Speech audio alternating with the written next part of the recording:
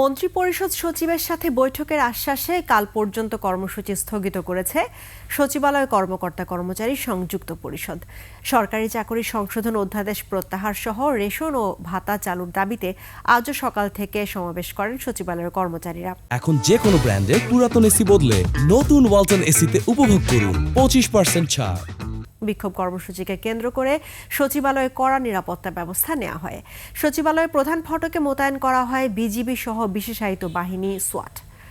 কর্মচারীদের পূর্ব ঘোষিত কর্মসূচিকে কেন্দ্র করে আজ সচিবালয়ের কর্মকর্তা কর্মচারী ছাড়া সব ধরনের দর্শনার্থীদের প্রবেশ নিষেধ করে স্বরাষ্ট্র মন্ত্রণালয়।